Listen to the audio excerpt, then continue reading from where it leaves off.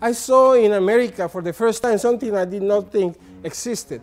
It was the connection between reward and accomplishment. Years of service in poor communities and a desire to challenge the evils of dependency motivated us to found the Freedom and Virtue Institute. What makes people thrive? What makes people grow? There remains walls of collectivist oppression hurting our people by offering a mirage of benefit. The question of what creates poverty became no longer important to us.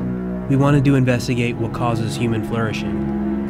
I love what the Freedom and Virtue Institute is doing in terms of encouraging people to get out and help, and more importantly, by training us how to do it right.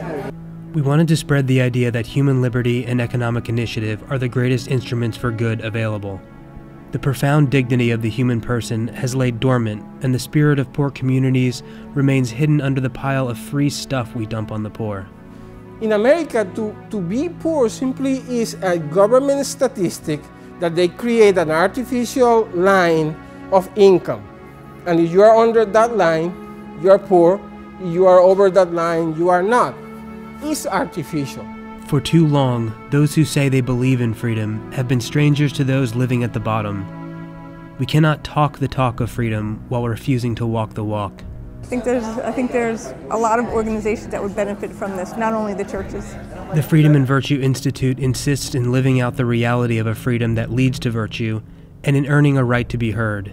Sometimes the percentages of poor people are exaggerated, and that does not help us understand poverty and really attack poverty the way it should be attacked. It is time for action, for bold and uncompromising determination before it is too late.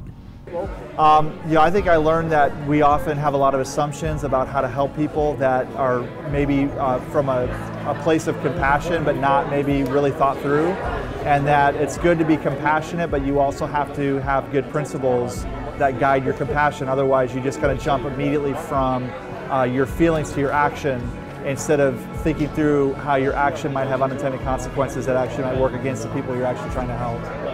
Merging the realm of ideas with that of action is our calling. We do so by offering varied opportunities to learn and to act. When you look at a problem, you first need to understand what the problem is to be able to tackle the problem.